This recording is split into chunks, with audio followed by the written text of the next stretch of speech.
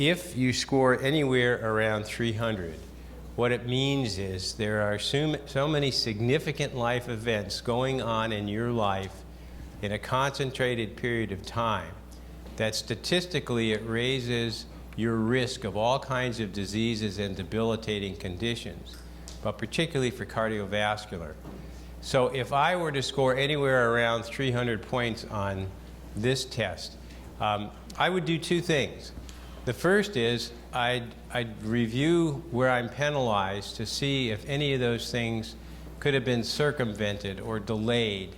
And that's kind of hard to do with significant life events because they're like road bumps on the road of life, speed bumps on the road of life. And so it's hard to get out of that way. If that was then my conclusion, then I'd go to my fallback position, which is, since I've seen that I'm at risk because of this, I want to get very proactive in terms of stress management techniques because I've scored highly on this. So that's the external source of stress for most of us. There is also an internal source of stress that is otherwise known as type A personality. Now, you know type A's. We're the guys that have what I call hurry sickness. We move our watches ahead to make us think we're going to be late, so we'll always be on time. We're punctual beyond belief. Quick test for type A is, when you're on the freeway, have you ever driven in anything other than the left-hand lane? I had a guy in a seminar, this is absolutely true. He said, yeah, I get up on the shoulder as much as possible. He was a double A. But we're the high achievers, we're the workaholics, we're the guys that chop the wood, haul the water. Nothing would get done in your company, nothing would get done in your family, nothing would get done in this country if it weren't for type A's. But we penalize ourselves by doing everything that we do as if there was a deadline, if there was a time urgency to it, as if you only had so much time to get this accomplished. We feel guilty doing nothing. Type A's climb into a hammock on a weekend only with a briefcase. You've got to be, time is so important, it has to be productive at all times. We love numbers. Show that Michelangelo statue or Michelangelo painting to a type A, and his first question is, what's it worth? What are the numbers? We describe ourselves in numbers, we describe our work in numbers, we describe our family in numbers. We do not delegate, and this is a shortcoming with type A's. We want to do it all because we're convinced that there aren't very many people that can do our job exactly the way it should be done other than us. So we like to get our hands around it and take care of all of that. We're extremely competitive. Here's a classic characteristic for type A males. Type A males always play games to win, even when playing with children. Okay. You're in your backyard, you're playing croquet with your 11-year-old daughter. You hit her ball. Do you ever go a mallet head away? No, you drive her across the bay, for goodness sakes. You're going to show that child. And we're busy multitasking. We're always doing two things at the same time, reading a report while we're eating lunch, on the telephone and on the computer at the same time. We're always multitasking. Tell you a story about type A's, and then we're going to take a little survey to see if you have some tendencies that way. I have two children. I have a daughter and a son. They're now grown. They have their own family. But we grew up in Western Washington in the Seattle area, and I'm sure it's the same where you live. Everybody plays youth soccer. I mean, every Saturday morning from the time they were 4, and then later on Sundays, everybody plays youth soccer. So when my daughter was about 14, she was chosen for an all-girls soccer team that went to play for a month in Germany. So we collected newspapers and washed cars and wrote checks and did whatever we could do, and then these kids went over. They had a great time. They came back, and the German teams came here. So we were host in our home for 1 week to two 14-year-old German girls, soccer players. Now, they're going to play a lot of soccer, but you also want to show them the area of the world where you live. And my wife said, these kids are not going back to the Harz Mountains of Germany without seeing the Pacific Ocean. I said, well, look, you know, that's no big deal. We live in a place called Gig Harbor. It's a harbor. And I can guarantee you the water in that harbor is directly connected to the Pacific Ocean. Well, she wasn't buying that. So I went to my fallback position, which was, okay, we'll take them out to the Washington coast. That's about an hour drive for me. We'll walk the beaches, we'll see the big rollers, everybody will have a great time. She then informed me that in her opinion, which of course rapidly became my opinion, that the Washington coast was not the true Pacific Ocean. She wants to bring these kids to the coast of Oregon. She wants to bring them to a place called Cannon Beach. Cannon Beach is fabulous. If you've ever get the chance to drive Highway 1, or it's either 1 or 101, down the Oregon coast, I mean, there's crashing waves. They've got rocks that come up out of the water 2, 3, 4 stories high. They've got wonderful beaches. They've got sea lions. They've got whales. I mean, it's just, they've got trees that are 200 feet tall, and it's just glorious. It's beautiful. The problem is it's about a 3.5-hour drive for me. I have 1 day to do it in. So I agree, look, if that's what you want to do, that's what we'll do.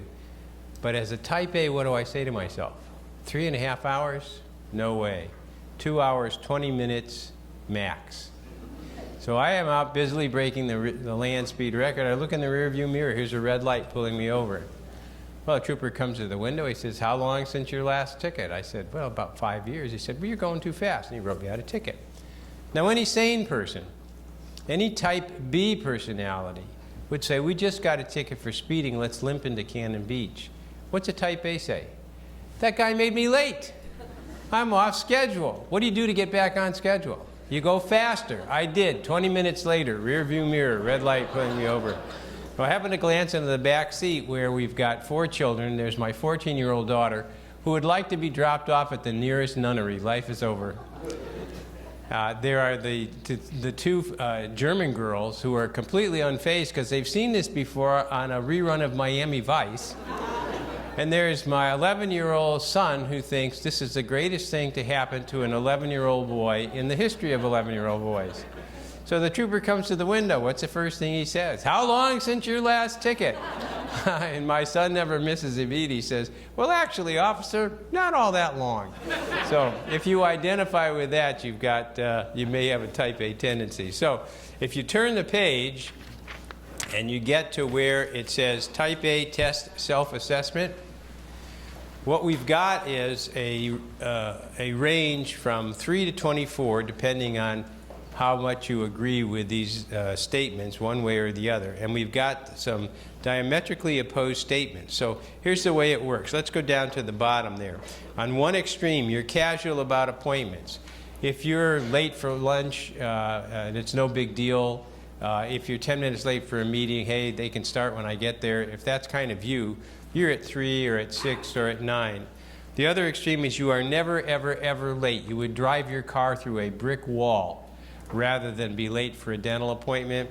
If that's you, you're at 24, 21, 18. So make your way through there. I'll give you a couple of minutes to do that and figure out how much you agree with either side, or maybe you're in the middle, and then go ahead and add them all up, and I'll give you a minute for that. Everybody have a score? Let me just ask one question. How many people scored 99 or below? Okay, so this is what this is what fits the vast majority of the groups that I deal with, is that about 95% of the population, adult population, is type A, 5% is type B. Type A is a learned behavior response. We learn it in response to the culture that we live in. It's not something that we're born with. Now, I wouldn't want you to think that being a type A personality is going to cause you to have a heart attack, because it's not. But there are some aspects of type A that can penalize your health, particularly from a cardiovascular standpoint. For example, anger and hostility.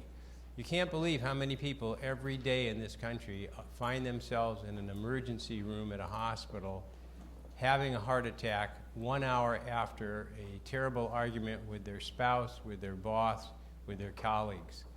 Okay, anger and hostility will jack up your risk of having a heart attack.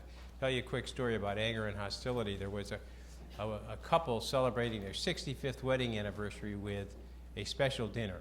And the husband said to the wife, "Wow, 65 years, I can't even believe it. I'm not even sure how we made it."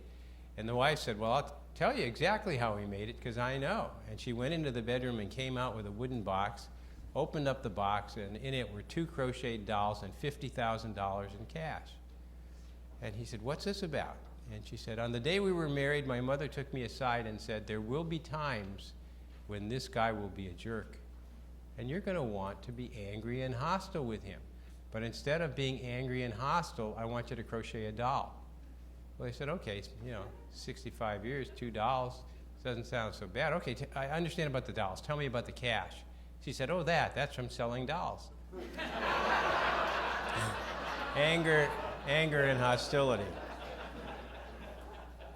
Chronic dissatisfaction. We are a country that puts its bet on things, cars, houses, pieces of equipment, and instead of on people. So, the company comes out with iPad 1, and you buy iPad 1, and nobody else in your department has iPad 1. You are deliriously happy. You're the only one that has it. You know that this iPad 1 is going to be the piece of equipment that is going to give you satisfaction and pleasure for the rest of your life. And it does. Until 6 months later, they come out with iPad 2. And now your neighbor down the hall has iPad 2, and you've got the old iPad 1. You are no longer happy. You are no longer deliriously happy. You have chronic dissatisfaction, which is called the Peggy Lee Syndrome. You might remember Peggy Lee was a jazz singer in the 50s and 60s, and she had a hit called "Is That All There Is?" Because that's the way a lot of type A's live, looking for that satisfaction that comes from a piece of equipment or something instead of people, and then inevitably it gets back to, is that all there is? Depression. We're just now starting to understand the link between depression and health and anxiety. And we used to think, gee, the woman had a heart attack, now she's depressed. Well, no wonder she's depressed. She had a heart attack. What we're coming to find out is it doesn't work that way. The depression actually takes place first, and then that is what triggers the cardiovascular event. So a lot of depression is caused, and anxiety are caused by stressors in our life. So that's why this is becoming an important aspect. And constant connection. Technology was supposed to save us. We were supposed to have George Jetson robots in our houses by now, cooking our bacon and eggs and washing our car and doing our checkbook. And instead what's happened is we've all gotten connected to this technological umbilical cord that never allows us to put it down. We used to talk about life balance, work and home. And today we pretty much talk about work because we're all connected. I mean, I arrived yesterday at the Tampa airport. You get off the airplane, you hear cell phones go on, you hear pagers go on, you hear computers go on. Here's a guy talking to the wall. You think Bluetooth or homeless. I mean, it's crazy. But we're all connected, and one of the reasons that we are connected is that there's a new disease that's been identified called Foma, which is the fear of missing out, which is why all of us check our emails 800 times a day. But we're always connected, and we're never separated from it. I'll tell you a quick story about a married couple and in constant connection. They were celebrating their 10th wedding anniversary. They lived in Minneapolis, and they wanted to come to Florida, where they had their honeymoon, and they were going to do it all over again, a second honeymoon. So because of the schedule, the husband was going to go down a day in advance of the wife. And so he went down, checked into the hotel, got the honeymoon suite, was exactly how he remembered it. The only difference was there was a computer in the room. So he said, well, I think I'll shoot off an email to my wife. So he did. Unfortunately, he had the wrong address. So the email did not go to his wife in Minneapolis. It went to Houston. to the home of a 71-year-old woman returning from the funeral of her husband, a pastor. She walked in the door with her son. The son went to the kitchen to get something to eat. She went to the computer room because a lot of people send condolences by computer these days. The son heard a scream and a thud. She had fainted dead away. He went in and revived her, and then he took a look at the email, and this is what it said. To my darling wife, I know you are surprised to hear from me. They have computers here now. And you are allowed to send emails to your loved ones. I have just arrived and been checked in. I see that everything has been prepared for your arrival tomorrow. And look forward to seeing you then. Hope your journey is as uneventful as mine was. P.S. Sure is hot down here. Okay, so we've looked at some of the shortcomings of type A personality. And then step 3 is we want to create in our mind a relaxation response that then gets translated into a relaxation response in the body. So one of the first things we do is to say, schedule a break, get away from what you're doing, relax your mind, whether you read a book, you listen to music, you take a hot bath. In the case of the Boeing engineers, we were having difficulty getting them to just get away from their computers. They'd sit at those computers for 8+ hours. So we finally had to put in a device to turn the computer off automatically at the 2-hour mark. And that stayed off for 20 minutes, which forced these guys to get up and take a walk, or we put in ping pong tables to end up doing something. But taking a break becomes very important. Deep breathing or laughter is just great in terms of bringing about the relaxation response.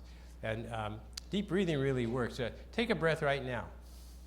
It's in your chest. That's called constrictive breathing, and it doesn't really help from a stress management standpoint. So we want to get you to breathe differently for a brief period of time. I want you to take a breath in through your nose and push out your stomach. Let your diaphragm fall, push out your stomach, hold it there for a few beats. Pull your stomach back in like there's a string from your belly button to your spine. Let the air out of your lips like you're whistling for 5 beats. That's all there is to it. In through the nose, stomach pushed out, stomach comes back in, out through the lips. Do that for 5 minutes a day. Do it in your car, do it in your office, do it wherever you can, do it in your den. If you do that once or twice a day, it sets up the relaxation response and helps you to manage your stress more successfully. Regular exercise is one of the best things that you can do for managing stress. And in order for it to work, we suggest 3 things. One is, go ahead and schedule it. I'm famous for saying, I don't have time to exercise, I make time to exercise. That's the only way it gets done. If you wait until you have time, the chances are you won't have enough time to make it work. So in my case, my calendar has exercise times on it. I put it down as appointment with Mr. Nike. And that way, it's like a business meeting for me. I take it that seriously. Keep a journal. Just on your regular calendar, write down what you've done for exercise and when you've done it. Because when we try to keep that exercise program and what we've done in our mind, we give ourselves way too much credit for exercise that never took place. And finally, get a partner. This is really a key to exercise because you'll never be so faithful to exercise on your own as you will be with a partner. I'll give you an example. This has been a miserable winter in the Seattle area, and in February was in full force. And I'm a guy that exercises early. I'm up at 5 o'clock in the morning. By 5:20, my shoes are laced. I'm out the door. And so the alarm went off at 5 o'clock, and I could hear the rain pelting the windows horizontally. The guy on the radio told me it was 38 degrees, so I was going to have to get some earmuffs or some. And I was under a down comforter. And I said, I'm not going. Who would go? You got to be crazy to go. I'm not going. I'm snug in here. I'm going to stay here. Then I remembered I have a partner. I cannot call his house at 5 o'clock in the morning and wake up his little kids. So I had to get dressed. I went down to the corner. I met him. We took our run. I was very happy that we had done it. But if it had been up to me, I never would have gotten out of that bed. So exercising regularly may depend on having a partner to share that with. Have a sense of perspective. What do I mean by this is that there's no such thing really as a stressful event in life. Everything in life is essentially neutral. It's the way we look at it that either makes it stressful or not. And I'll give you an example. I have 2 publishers in New York, so I'm in New York fairly often. And when I'm in New York, I stay at a place called the Hotel Pierre, which is a nice hotel right off of Central Park. And I've stayed there long enough so that some of the folks at the front desk who have been there a long time would recognize me. So I was in a few years ago, and I went in to check in, and I said, "Hi, Jack, how you doing?" Jack said, "Hi, Mr. Piscatella, welcome back." He said, "Boy, it's a good thing you didn't check in last night." I said, "What do you mean?" He said, "All hell broke loose here last night." Well, this is a very sedate hotel, so I'd like to know what he meant by that. So I said, "Well, tell me about it." He said, "Well, do you remember Mrs. Smith?" Now, that's a fictitious name, but she's a real person. She's an elderly woman, a widow. She's extremely wealthy, and she lives in one of 2 penthouse suites atop the Hotel Pierre in downtown Manhattan. She spends a ton of dough with the hotel. They take very, very good care of Mrs. Smith. Well, she came down 1 o'clock in the morning to the front desk. She was stressed. Her eyes were bulging. Her temples were pounding. She slammed her fist into the desk. She said, "Someone in the adjoining suite is playing the piano. It's 1 o'clock in the morning. I can't stand the noise." Well, they immediately looked into it because this was Mrs. Smith, only to learn that the occupant of the adjoining suite was Arthur Rubinstein, the famous concert pianist. He had played at Carnegie Hall that night. He had had a wonderful concert, but he'd made an error in a passage. No one in the audience knew, but Rubinstein was a perfectionist. So after the concert, after dinner, he came back to his suite, sat down at his piano, was replaying the entire 3-hour concert. Mrs. Smith was so happy to hear that, she went running upstairs, pulled a chair next to the wall, and listened to Rubinstein for the next 2 hours. Now tell me, did the event change? No, the event did not change. What changed? Her perspective. What was noise at 1 o'clock was beautiful music at 1:05. We all have the ability to do that. Goals and values. We all have goals and values that are important to us, and if we're living with them, then that helps us to manage our stress. But if we're living outside of those goals and values, it actually creates stress. And there's an easy way to identify where you are in this with a little simple test that we can all take together here. It's called the Epitaph Test, and it goes like this. If you were to die today, based on the way you're living today, what goes on the stone? I did this in a session, and a male voice from the back of the room said, "This isn't going so well." I said, "What's the problem?" He said, "Well, if I died today, we'd have to put down, 'Here lies the best widget salesman in the 11 western states.'" I said, "Well, what would you prefer?" He said, "I'd really rather have been known as a wonderful husband and a terrific father, but I'm traveling around selling all these widgets all the time. I never get to see my family." It was a significant stressor for him. I saw him a year later. "How you doing?" I asked. He said, "I'm the best widget salesman in 4 western states." He said, "I'm still very productive, but I'm doing it in a smaller territory, but I'm also the Little League coach for my children's team. I'm also home enough so that my wife considers me to be a full partner." He said, "If I died today, husband and father would go on the stone," and that helped him to manage his stress. Daily motivation. I think it's important to kind of kick it up. And every morning I've assembled, I used to have Loose Leaf, and now it's one of the books that I've written, 365 days worth of stories, anecdotes, things that I can read first thing in the morning to help me commit to that being a healthy day. So this morning when I checked, this was the quote for the day: "There are no gold medals for the 95-yard dash." That spoke to me, and it said, okay, you flew in from Seattle, it was a long flight, you got in last night. You went to dinner, had a lovely dinner last night. You're up today. There's a time change, whatnot. No excuses. Get out on the beach and let's get that walk in. So I did, but these are the kind of things that help me. So the point I want to make in this presentation this afternoon is that stress is a real player. That how you shape your life with regards to diet and exercise in particular really will generate health outcomes.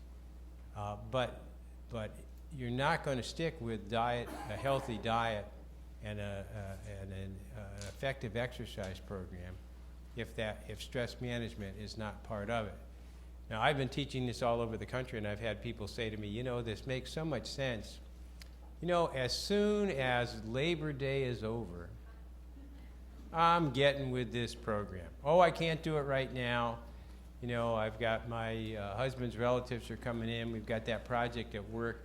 I actually had one woman say to me, I'm a little too stressed right now for stress management.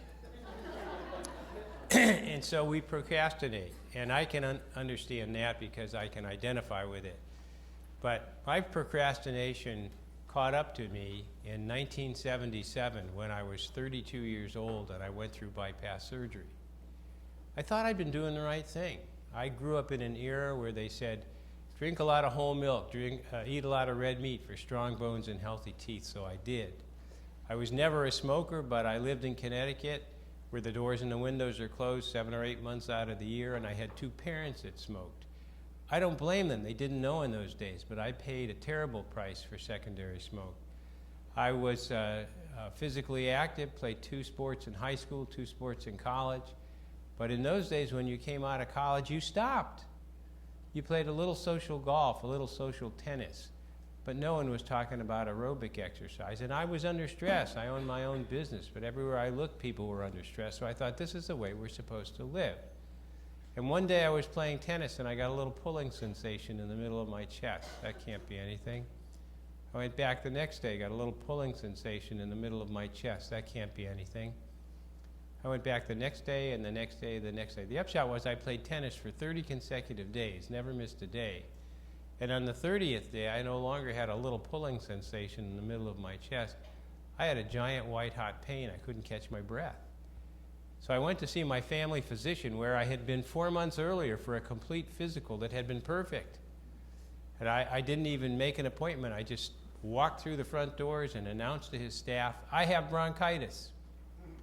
I'm not breathing real well when I'm playing tennis. Can you take a look at my lungs? They were nice people. They looked at my lungs. They said, nothing wrong with your lungs, but as long as you're here, let's do an electrocardiogram, an EKG. I said, sure. I had one done 4 months ago that was perfect, so let's do it again. I hopped up on the table, and I'll never forget his words to me. He said, gee, there's something wrong with my machine. I'm getting a bad reading. Shall we do this again? I said, by all means. So I got back up on the table. He kicked the machine once or twice, flipped the switch, and said, Joe, there's nothing wrong with my machine. There's something wrong with you. You have a heart problem. I said, doctor, with all due respect, you're crazy as a loon. I mean, I'm 32 years old. I'm playing tennis every day of my life. 4 months ago, I was in this very room, sitting on this very table. You said everything was perfect. You can't be serious. This can't be a serious situation. He said, let me tell you how serious I think it is. I'm closing my practice for the rest of the day. I'm driving you to see a cardiologist because I don't want you behind the wheel of a car. Well, that got my attention. We went to see the cardiologist. He did an external exam. We immediately crossed the street into the hospital. We did an internal exam. 2 days later, I was in bypass surgery for a 95% blockage of the left main coronary artery. They call that the widowmaker. My kids were 6 and 4. I had not been married 10 years to my wife at that point. My new house was 1 year old. My new business was 3 years old. We did not know what hit us. And things actually got worse because in those days, nobody knew very much about cholesterol. I wrote the first book in this country on diet and cholesterol, a book called Don't Eat Your Heart Out. Came out in 1982, did 5 or 6 million copies, did very, very well because people were looking for information. But we were lucky, I thought, because the University of Washington, just up the freeway from me, had just opened up a lipid clinic to study cholesterol and in cardiovascular health. So I said to my wife, look, and they hired in a very famous doctor from Washington, D.C. to do this. And I said to my wife, look, this is our answer. I'm going to go up. I'm going to go through all the testing. I'm going to sit down with a famous doctor. We're going to, our life is going to go back the way it was. I went up and went through the testing, and then I sat down with a physician, and I said, cholesterol's a problem for me, isn't it? He said, oh yeah, your numbers are way too high. I said, well, should I eat better? Should I exercise more? Should I stay away from cigarette smoke? Should I manage my stress? Should I really take control of my lifestyle habits? He looked me squarely in the eye and he said, don't bother. He said, you're 32 years old, you have aggressive coronary disease. Frankly, I doubt you live to be 40. He said, if you think you're going to see those children in the waiting room graduate from high school, it's not going to happen. He said, you can go home and do anything you want to do about this diet and exercise stuff. He said, I'm not a believer in it. I'm a believer in DNA. And he said, yours seems to be quite bad. And that's what I went home with. And I did not know what to do. And I looked at the refrigerator, didn't know what to eat. Do you go out and exercise or not? We just didn't know what to do. And finally, my wife, who's a lot smarter than I am, yanked on my chain and said, let's get something straight. You've got aggressive coronary disease. You're 32 years old. We can't change that. But we can change the way, those are the cards you've been dealt, but we can change the way that you play those cards. And I don't care what that doctor said, we're gonna ratchet up our lifestyle habits and do it the right way and see if we can't even this out. And I'm pleased to tell you that's exactly the way that it has worked. I am now pretty close to 40 years post bypass surgery. The Heart Association thinks I'm the longest living survivor of bypass in the country. Okay, thank you. I'm happy about that too. I did not change my parents. I changed my lifestyle habits. And so it really tells us what is the possibility. We took that type A test, and I'm pretty good in terms of backing off from being a type A, or I'm probably closer to a B+. But one day a year I revert to type A, and that is on the anniversary of my bypass surgery. I do two things religiously. I hike up to the 10,000 foot level on Mount Rainier. Now, I'm 72, about to be 73. That's a good hike for me, but I'll continue to do that. And the second thing is I send that doctor a card. I've never received a response. The information that I've imparted today, and I thank you so much for sticking with me, is so many things have come to me because of lifestyle. I don't want you to think that this is all about facts and figures and science. It's about people. It's about how you choose to live, how your company chooses to live, how your family chooses to live. The benefits for me is I've been involved in a 40-year career of writing books and lecturing. I have seen my children graduate not just from high school, but college and graduate school and law school.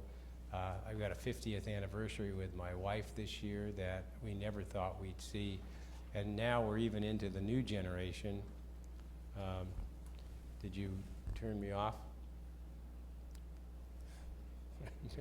Pardon? No, I had a slide that I was going to show. Let me just get to it. Yeah, there's the new generation. That's my grandson, Joe. And I put him up there because, not to be schmaltzy about it, but I have 4 grandchildren. I would not have known any of them. I would not have lifted them up if it were not for lifestyle. So this is real stuff. If I've learned anything and can impart anything at all to you today, it really all boils down to this. If you will not take the time for your health today, I can promise you, I can guarantee you, you're going to have to make the time for your illness tomorrow. Thank you so much. Thank you. Have a great conference.